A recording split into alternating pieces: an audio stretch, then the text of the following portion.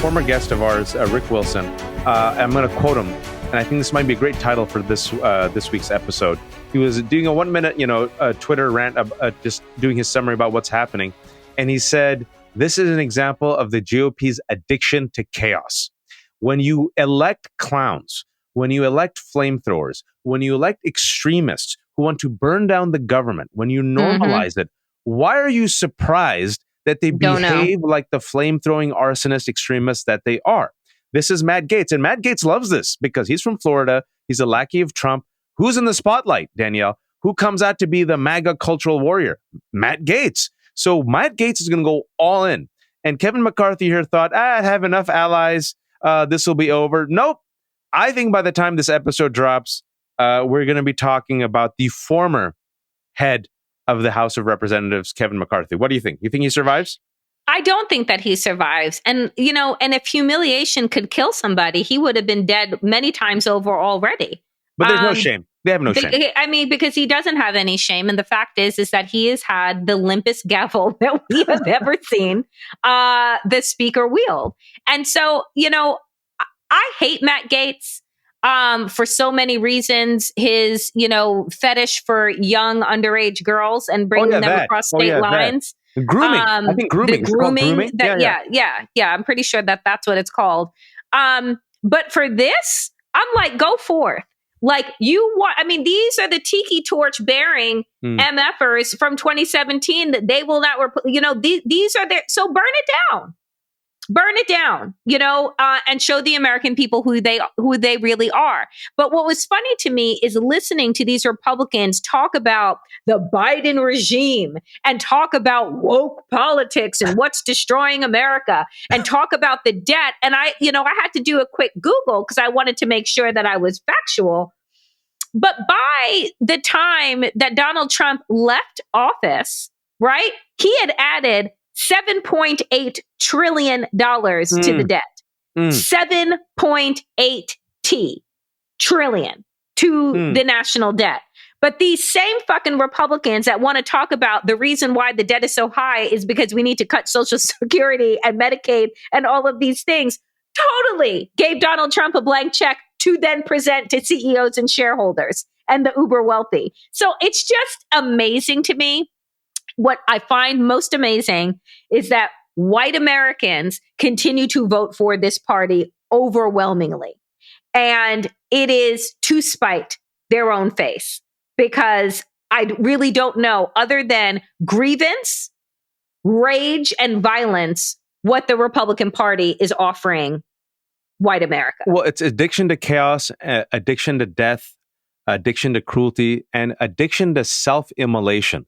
And speaking of that, you mentioned the white grievance, and you have a guest on one of your 800 other podcasts, a scholar, Jonathan Metzl, who comes on a lot. He wrote this book, which we always try to promote. It's a fantastic book called Dying of Whiteness, and we'll have him on the show. But speaking of that, Danielle, there was a Washington Post article that just came out today that I think is stunning. And because there's so much chaos that we kind of forget the other stuff that's happening. And based on what you just said right now, this amazing report, it's just so sad, starts off this way. I'm going to quote them. The United States is failing at a fundamental mission, keeping people alive. After decades of progress, life expectancy, long regarded as a singular benchmark of a nation's success, peaked in 2014 at 78.9 years, then drifted downward even before the pandemic. Among wealthy nations, the U.S. in recent decades went from the middle of the pack to being an outlier, and it continues to fall further and further behind. In addition to opioids, Danielle, and gun violence, now they're saying chronic diseases are the greatest threat, and deaths of adults 35 to 64, wait for it, are concentrated in the nation's interior, including Appalachia, Mississippi Delta, and parts of the Midwest. In recent decades, death rates have been rising in the interior while declining in coastal region. And speaking about that tax cuts and how the wealthy have gotten wealthier, thanks to Republican policies, the death gap has widened between the rich and poor. If you saw this graph, it is like a straight up line up to the top. It is remarkable. So literally, when Jonathan wrote that book a couple years ago that I recommend everyone read, white people are literally dying for white supremacy. They're choosing self-immolation because they're addicted to this chaos. Unpack it for me. I mean, it is the graphs in this piece, and I just want to give people the title of the piece again because it's quite long and lengthy. Is called "Dying Early: America's Life Expectancy Crisis," and the piece that Waj is reading from is "An Epidemic of Chronic Illness is Killing Us Too Soon." And it's specifically talking about people between the ages of 35 and 64, which are considered your prime years, right? And, to this point, I think that and I have talked about this movie because I think that the movie is terrible, but now I need to rewatch it again, even though it is terrible because it's real, which is Elysium with Matt Damon, where the uber wealthy have left Earth. Right? And they live on this planet where there is no disease, there's no poverty, there's no famine, there's no nothing. All of this that they have left on planet Earth, with people clamoring to get to this place, Elysium. And I think right now where we are is not just that the uber wealthy are on their 5th yacht and their 17th home.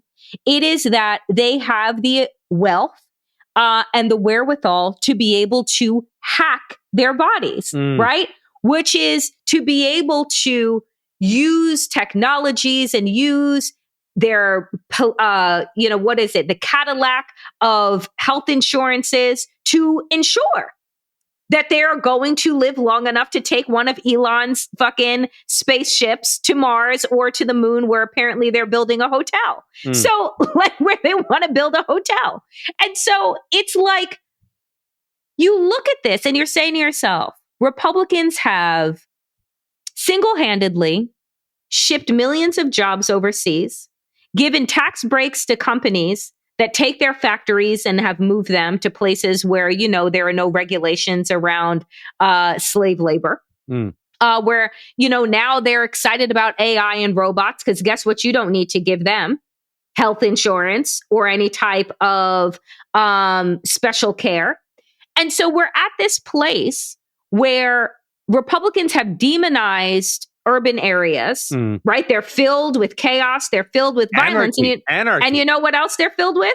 Healthy people, right? Like they're filled with vegetables and urban gardens and, access to doctors. Because I just read an article, earlier this week that was talking about one of the last obstetrics wards closing in this town in Idaho that now is going to have pregnant people need to travel 90 miles, 90 minutes, 90 miles to get to the nearest obstetrics facility to deliver a baby they want.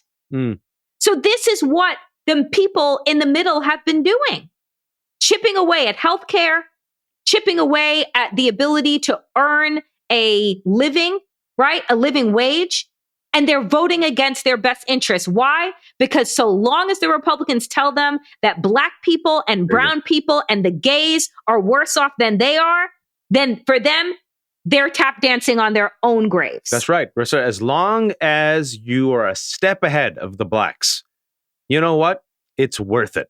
And the interesting thing is, if you read this report, folks, it's right there. They talk about racism, literally systemic racism and income inequality is destroying and killing Americans. We are dying at earlier rates than other industrialized nations because this country is so addicted to white supremacy that is willing to destroy itself rather than chase equity and fairness and accountability and truth and justice. So in addition to the white folks who are dying, it's also Black folks.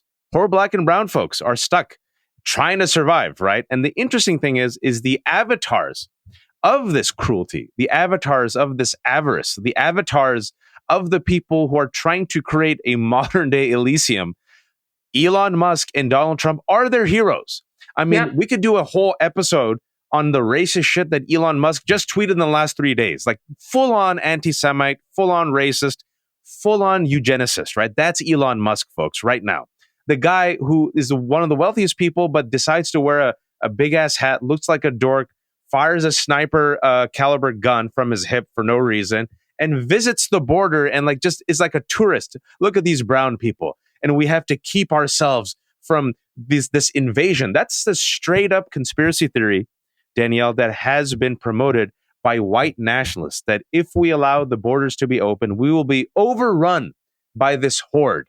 And yet the reality is you are literally voting for people who piss on you and will piss on your grave. And actually, not just piss on your grave, they'll fertilize your grave. They'll literally, it's like they will drink your milkshake. They will drink your ashes, right? And so the person who is now the leader of this cruelty, this chaos, Donald Trump. And this is where we have to smile again. So we had some good news, some depressing news. Let's go back to some good news.